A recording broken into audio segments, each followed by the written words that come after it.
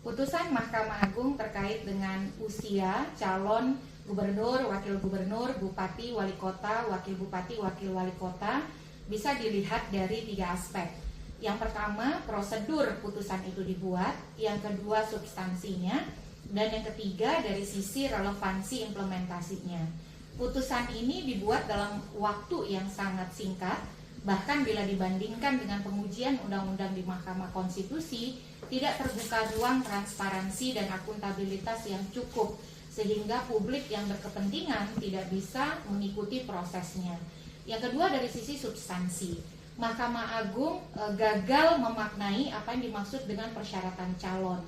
Calon itu adalah proses yang panjang ya, tidak hanya ketika calon terpilih dan dilantik, tetapi ketika dia mendaftar lalu ditetapkan sebagai pasangan calon, kemudian mengikuti kampanye, pemungutan suara sampai dengan proses penentuan siapa yang terpilih.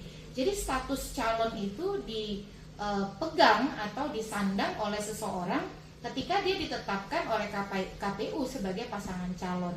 Nah, ketika Mahkamah Agung menetapkan bahwa usia itu ketika dilantik, dia bukan lagi persyaratan calon, tetapi persyaratan orang yang terpilih.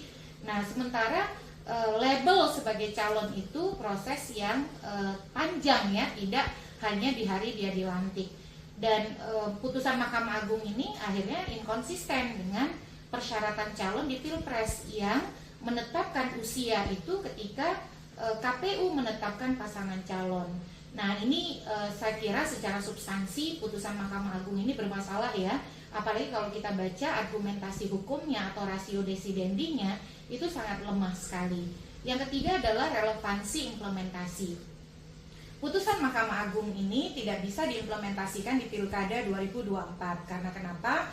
Karena untuk Pilkada 2024 tahapan pencalonannya sudah dieksekusi. Jadi bukan seperti di Pilpres tidak ada jalur perseorangan. Nah, calon perseorangan itu sudah berproses. Mulai tanggal 5 Mei mereka sudah menyerahkan syarat dukungan bakal calon perseorangan sebelum nanti bisa mendaftar sebagai calon. Lalu saat ini sedang dilakukan verifikasi administrasi. Prosesnya tidak ringkas ya, sudah 1 bulan berlangsung dan para calon perseorangan ini mengumpulkan syarat dukungan tentu dengan memproyeksikan mereka memenuhi syarat atau tidak sebagai usia. Dari sisi usia yang itu adalah persyaratannya berusia 30 tahun untuk calon gubernur, wakil gubernur saat penetapan calon yaitu pada 22 September dan 25 tahun bagi bupati wali kota dan wakilnya. Nah, jadi kalau ada pergeseran tentu saja ini sangat tidak adil bagi mereka yang sudah berproses dari jalur perseorangan dengan merujuk kepada persyaratan yang dibatalkan oleh Mahkamah Agung. Jadi terlepas dari substansinya yang kurang tepat, kalaupun putusan Mahkamah Agung ini mau diberlakukan, itu tidak diberlakukan di 2024. Dia kehilangan relevansi implementasinya karena sudah tidak sejalan dengan tahapan pilkada yang berlangsung. Jadi dia pun kalau ingin diberlakukannya untuk setelah Pilkada 2024. Jadi itu dari sisi prosedur, substansi dan relevansi implementasi memang putusan Mahkamah Agung ini problematik ya.